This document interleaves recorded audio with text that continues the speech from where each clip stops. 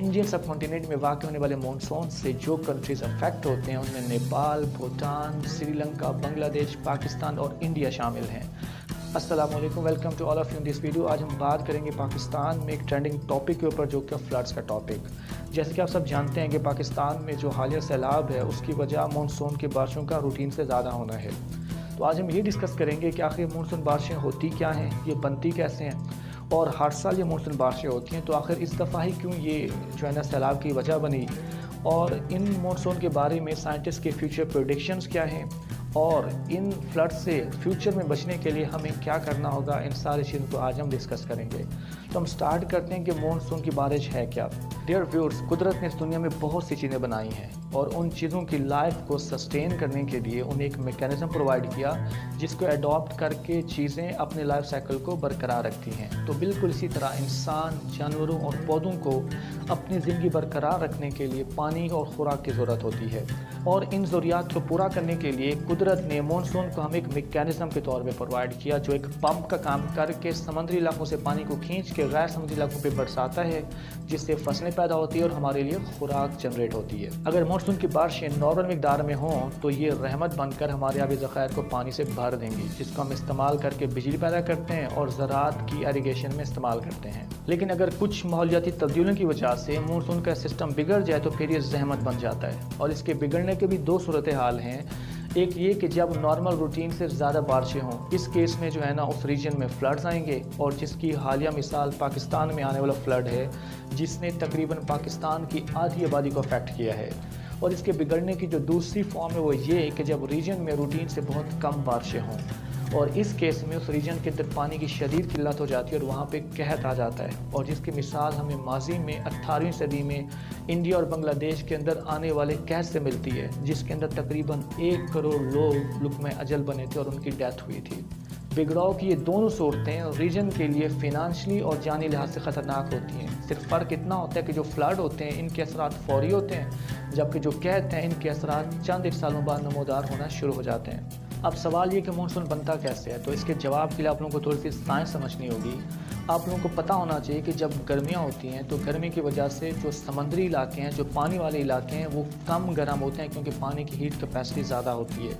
जबकि जो गैर समुद्री इलाके हैं, जो ज़मीनी इलाके हैं, वो ज़्यादा गर्म होते हैं क्योंकि उनकी हीट कैपेसिटी कम होती है। जिसका नतीजा ये निकलता है कि समुद्री इलाकों के ऊपर हवा ठंडी होती है और उसका प्रेशर बढ़ जाता है, और जो ज़मीनी इलाके होते हैं उनके ऊपर हवा गर्म रहती है और उनका प्रेशर कम हो जाता है। इस प्रेशर डिफरेंस की वजह से जो हवा होती है वो अपने साथ नमी को लेके ज़मीनी इलाकों की तरफ ट्रैवल करती है। इंडियन सब कॉन्टिनेंट से जुड़े समंदरों के ऊपर से जो हवाएं ज़मीनी इलाके की तरफ चलती हैं, उनका सामना रास्ते में हिमालय की पहाड़ियों से होता है। अब हिमालय की ऊंची पहाड़ियां इन हवाओं के लिए रुकावट बन जाती हैं, और इस रुकावट की वजह से ये हवा ऊपर की तरफ राइज करती है और ऊपर की तरफ मुड़ जाती है, और इस मुड़ने की वजह से जब हवा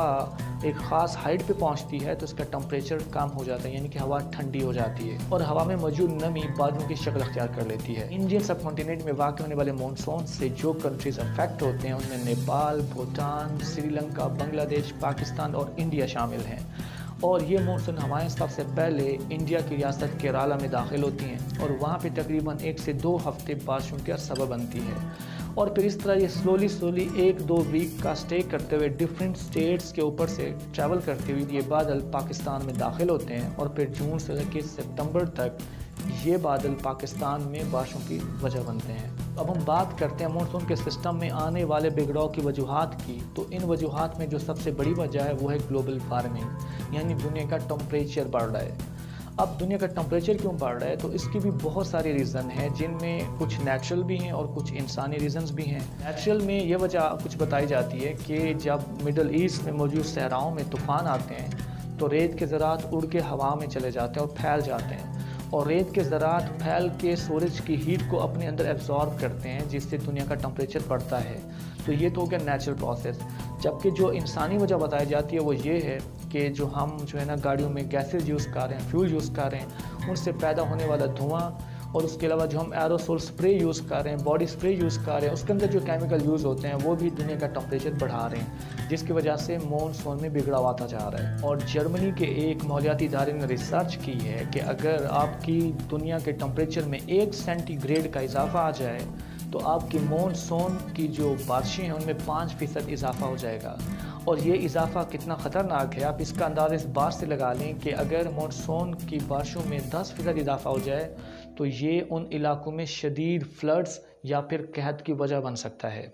और जब से दुनिया के अंदर इंडस्ट्रियल इनकलाब आया है तब से लेके अब तक हम 1 सेंटीग्रेड दुनिया का टेम्परेचर बढ़ा चुके हैं, क्योंकि हमने फैक्ट्रियों से ऐसे ऐसे केमिकल माहौल में रिलीज़ किए हैं जो ग्लोबल वार्मिंग की वजह बन रहे हैं और मज़ीद ये टेम्परेचर इंक्रीज़ होने के मराहिल में है। अब अगर हम बात करें मॉनसून से रिलेटेड फ्यूचर प्रेडिक्शंस की तो वो कोई अच्छी नहीं है, क्योंकि रिसेंटली यूके के अंदर एक माहौलियाती कॉन्फ्रेंस बुलाई गई थी तो जिसमें ये बताया गया कि 1950 के बाद जो इंडियन सब कॉन्टिनेंट है इसके अंदर मॉनसून बारिशों में लगातार इजाफा होता जा रहा है। और सबसे बड़ी ख़तरनाक बात यह है कि दुनिया के अंदर जो डिफरेंट मॉडल इस्तेमाल किए जाते हैं किसी भी इलाके के वेदर की प्रेडिक्शन देने के लिए, वो तमाम मॉडल्स को जब आप लगाते हैं इंडियन सब कॉन्टिनेंट के ऊपर तो उन तमाम मॉडल्स का ये रिज़ल्ट निकलता है कि फ्यूचर में यहाँ पे मज़ीद मॉनसून की बारिशों में इजाफा होगा। अब हम बात करते हैं लास्ट और बड़े इंपॉर्टेंट क्वेश्चन के ऊपर कि भाई अब ये जो मॉनसून के अंदर बिगड़ाव आता जा रहा है इसको कंट्रोल कैसे किया जा सकता है, इसको नॉर्मल रूटीन में कैसे ला सकते हैं। तो इसको कंट्रोल करने का एक ही हाल है कि दुनिया के टेम्परेचर को कंट्रोल किया जाए, दुनिया के टेम्परेचर को कम किया जाए। और वो टेम्परेचर कैसे कम होगा, वो ऐसे मटेरियल यूज़ करके जो दुनिया का टेम्परेचर कम करने में हेल्पफुल हों। और इन चीज़ों में जो सबसे इम्पॉर्टेंट चीज़ है वो है दरख्त। जितना हो सके आप ट्रीज़ लगाएं, क्योंकि जो दरख्त हैं ये दुनिया का टेम्परेचर कंट्रोल करने में बहुत हेल्पफुल होते हैं। इसके अलावा आप इलेक्ट्रिक टेक्नोलॉजी को प्रमोट करके, ताकि ये जो केमिकल पैदा करने वाली टेक्नोलॉजी है, जो फ्यूल्स वाली गाड़ियाँ, इससे हमारा छुटकारा हो। और ये स्टेप इस मॉनसून से इफेक्ट होने वाले कंट्रीज़ के साथ साथ पूरी दुनिया को लेने की ज़रूरत है, क्योंकि अगर ये मॉनसून बिगड़ा तो इसके असरात सिर्फ इन कंट्रीज़ तक महदूद नहीं रहेंगे बल्कि पूरी दुनिया से इफेक्ट होगी, क्योंकि ये कंट्रीज़ जो इस मॉनसून से इफेक्ट होते हैं ये पूरी दुनिया में फूड सप्लायर की लिस्ट में टॉप पे आते हैं।